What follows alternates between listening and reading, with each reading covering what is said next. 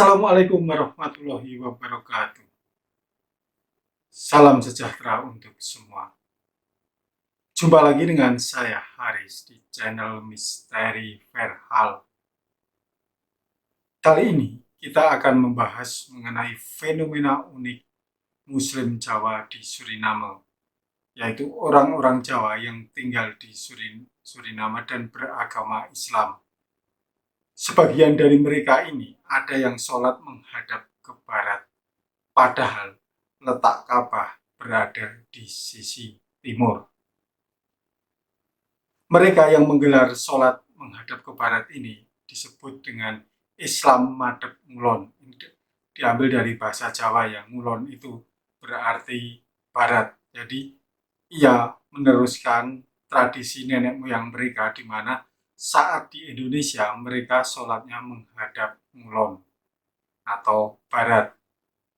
Lalu muncul gerakan pembaharuan yang mengajarkan sholat menghadap ke timur, yaitu Islam ngadep timur. Islam madhep timur artinya orang Islam yang sholatnya menghadap ke timur, menghadap ke kiblat. Sisi menarik lainnya, sebagian besar orang Jawa yang saat ini tinggal di Suriname ini kurang fasih berbahasa Indonesia, tetapi mereka lancar berbahasa Jawa. Jawa yang dipakai itu bahasa Jawa Ngupu. Jadi Jawa yang kalau di kita di Indonesia itu Jawa yang dipakai berbicara dengan sesama atau dengan orang yang lebih muda atau lebih rendah derajatnya. Yang menariknya soal tadi Islam Madhep Ngulon dan Islam Ngadep Ngitan ini, ada dua masjid yang saling berhadapan dan hanya dipisahkan oleh jalan. Yang satu menghadap ke barat, yang satu menghadap ke timur. Sudah pasti ini sholatnya berlawanan arah. Tetapi masjid itu hingga kini aman-aman saja. Tidak ada penyerangan dari salah satu pihak yang mengklaim sebagai pihak yang benar. Namun sebelum membahas lebih dalam mengenai fenomena unik orang Jawa di Suriname, saya ucapkan terima kasih kepada kawan-kawan semua yang terus mendukung channel Misteri Verhal dengan memberikan komentar, like, dan subscribe. Untuk kawan-kawan yang baru pertama kali mengunjungi channel ini, segera saja subscribe dan tekan tanda lonceng agar saat saya mengunggah konten baru, kawan-kawan mendapatkan notifikasi. Tak lupa, saya mendoakan kepada kawan-kawan semua agar selalu sehat, bahagia, murah rezeki, dan dimudahkan dalam segala urusannya. Amin, amin, ya robbal alamin. Pertama yang harus kita ketahui adalah soal Pulau Jawa. Jawa adalah sebuah pulau di Indonesia yang terletak di Kepulauan Sunda Besar dan merupakan pulau terluas ke-13 di dunia. Jumlah penduduk di Pulau Jawa sekitar 151,6 juta berdasarkan data tahun 2020. Luas Pulau Jawa ini adalah 128.297 km persegi. Pulau Jawa sangat subur dan bercurah hujan tinggi, sehingga pertanian dan perkebunan berkembang dengan baik. Hal ini mendorong terbentuknya kerjasama antar desa yang semakin kompleks. Dari aliansi-aliansi desa tersebut berkembanglah kerajaan-kerajaan kecil. Kerajaan pertama di Pulau Jawa adalah Kerajaan Tarumanegara yang berdiri pada abad keempat di dekat Sungai Citarum, Jawa Barat. Kemudian abad ke-8 berdiri Kerajaan Medang di Jawa Tengah. Kerajaan Medang menganut agama Hindu dan memuja Dewa Siwa. Kerajaan ini membangun beberapa candi Hindu yang terawal di Jawa yang terletak di dataran tinggi Dieng. Sekitar abad ke-10, pusat kekuasaan bergeser dari tengah ke timur Pulau Jawa. Di wilayah timur berdirilah kerajaan-kerajaan Kadiri, Singosari, dan Majapahit. Setelah kerajaan Hindu-Buddha berakhir, lahirlah kerajaan Islam di Jawa, dimulai dari kerajaan Demak, Cirebon, Banten, Pajang, hingga Mataram Islam. Kedatangan bangsa Eropa dimulai pada tahun 1522 dengan diadakannya perjanjian antara kerajaan Sunda dan Portugis di Malaka. Perjanjian itu terungkap melalui prasasti Padrao. Setelah kegagalan perjanjian tersebut, kehadiran Portugis selanjutnya hanya terbatas di Malaka dan di pulau-pulau sebelah timur Nusantara saja. Sementara kedatangan Belanda dimulai pada tahun 1596.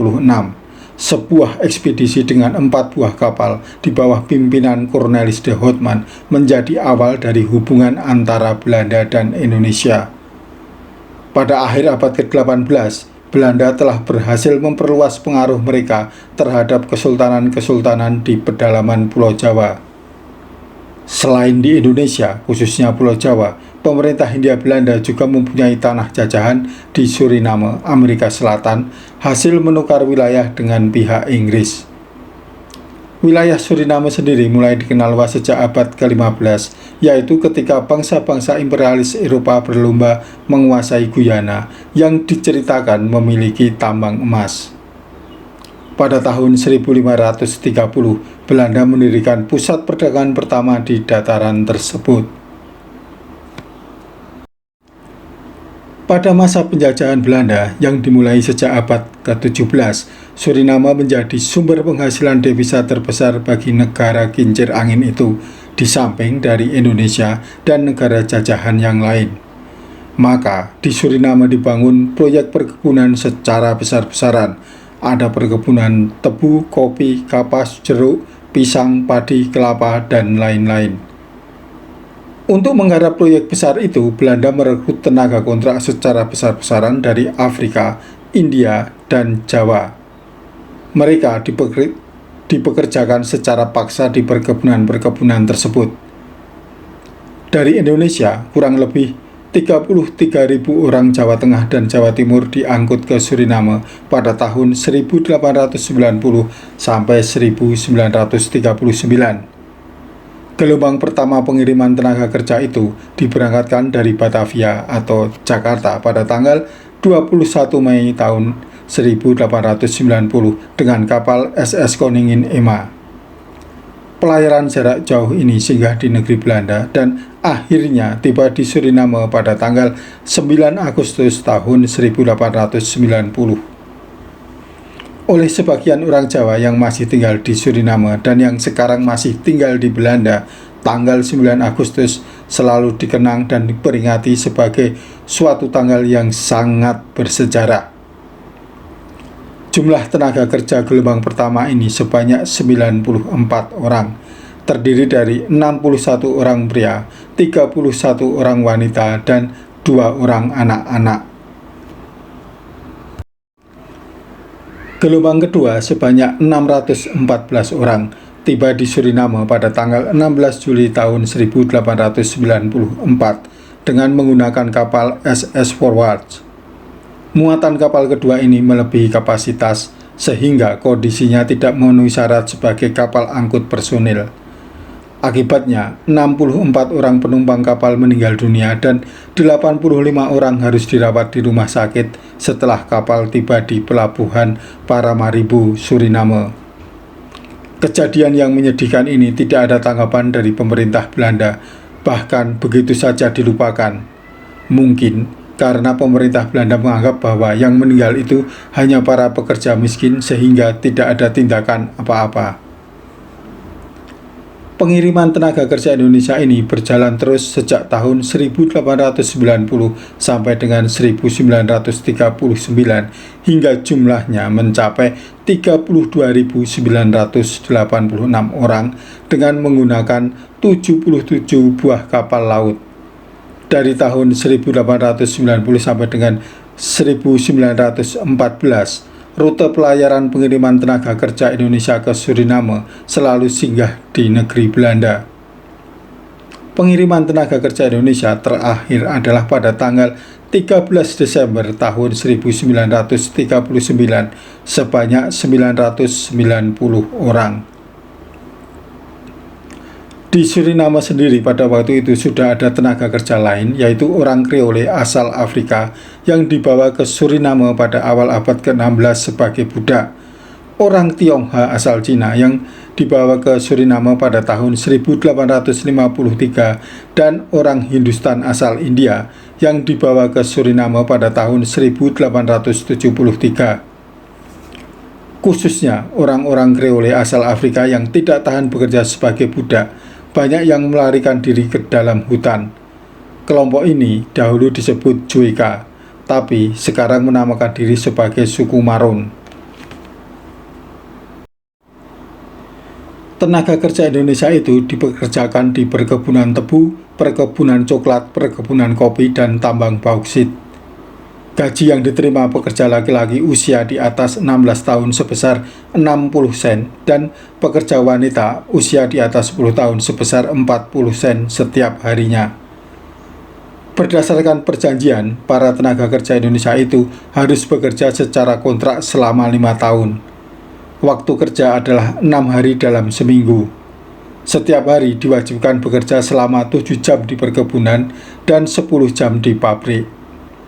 Setelah masa kontrak berakhir, mereka diberi hak untuk kembali ke Indonesia sebagai repatrian atas biaya pemerintah Belanda.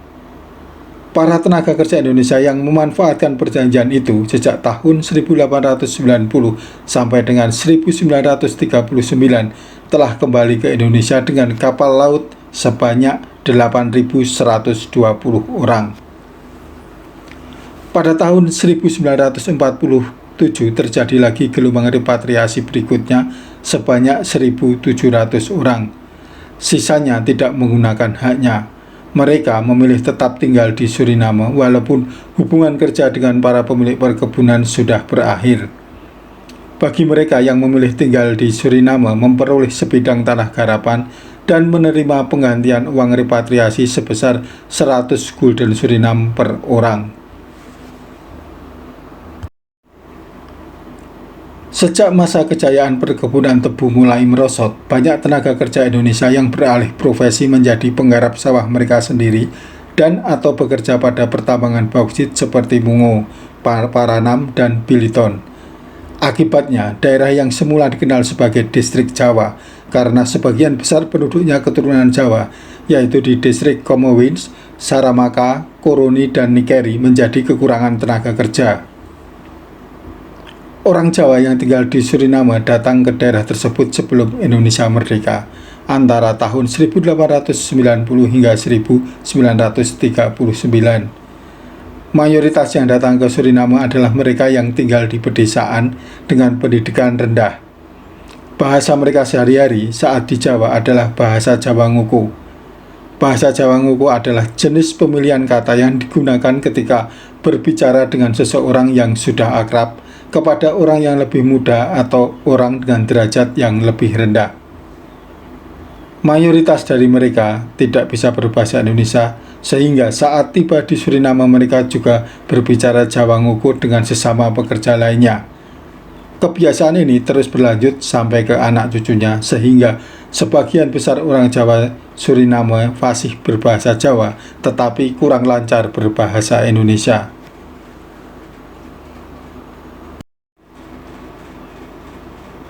Jumlah penduduk Suriname pada tahun 2022 sekitar 632.638 orang. Dilihat dari agamanya, mayoritas beragama Kristen yaitu sebesar 52,3%, disusul Hindu sebanyak 18,8%, kemudian Islam 14,3%. Menariknya, agama tradisional yaitu Kejawen dan Winti memiliki pengikut sebesar 5,6%. Kejawen diakui sebagai agama tradisional di Suriname.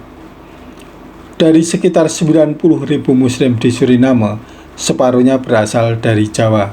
Sementara Muslim lainnya datang dari Afrika Barat, Pakistan, dan Afghanistan. Pada kasus masyarakat Muslim Jawa, kebanyakan mereka berasal dari tradisi agama Islam Jawa Abangan yang hanya mengenal Islam sekedar nama dan lebih kental dengan unsur tradisi dan budaya Jawa. Hingga sekarang, Muslim Jawa di Suriname masih terkotak-kotak dalam beberapa kelompok. Pertama, kelompok Islam Madep Ngulon, artinya menghadap ke barat. Ini sering disebut sebagai kelompok ortodoks. Mereka masih melestarikan dan memegang teguh adat istiadat para leluhurnya dari Indonesia, khususnya Jawa. Kiblat masjidnya masih ke barat seperti nenek moyangnya sewaktu sholat di Jawa. Golongan ini umumnya tinggal di desa-desa atau pedalaman dan tergabung dalam kelompok Federasi Islamic Gemeente Suriname atau FIGS. Kedua, Islam Madep Ngitan, artinya menghadap ke timur. Masjidnya sudah mengikuti arah kiblat yang benar, yaitu mengarah ke timur di mana Ka'bah berada. Mereka umumnya tergabung dalam organisasi Stichting Islamitis Gemeente in Suriname atau SIS. Masjid yang tergabung dengan organisasi tersebut tersebar di desa-desa. Beberapa masjid terkenal dan dikelola keturunan Indonesia antara lain Masjid Nabawi di Paramaribo, Masjid Namiroh di Lelydrop, dan Masjid Darul Falah di Blaugrond. Kelompok ketiga, kelompok yang masih melestarikan adat istiadat Jawa tetapi arah kiblatnya sudah mengarah ke timur atau Ka'bah. Mereka tergabung dalam organisasi Persatuan Jamaah Islam Suriname atau PJIS. Sekedar informasi, Indonesia terletak di sebelah timur Ka'bah, sehingga untuk sholat harus menghadap ke barat, tempat di mana Ka'bah berada. Sedangkan Suriname berada di sisi barat Ka'bah, sehingga sholat seharusnya menghadap ke timur, tempat di mana Ka'bah berada. Kalau orang Suriname sholat menghadap ke barat, ini berarti mereka membelakangi Ka'bah, bukan menghadap. Teman-teman, itulah kondisi masyarakat Jawa yang ada di Suriname.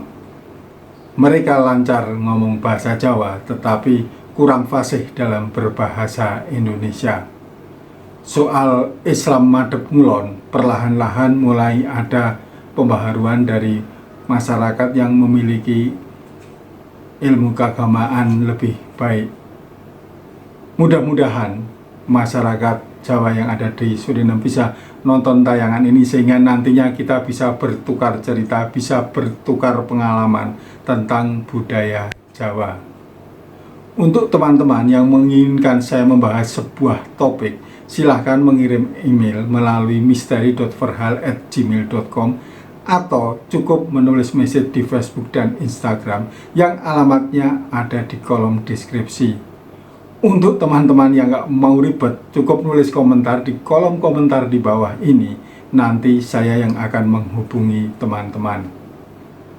Jangan lupa ikuti terus channel Misteri Verhal, karena episode mendatang saya akan membawakan cerita atau sejarah yang tentu jauh lebih menarik daripada saat ini.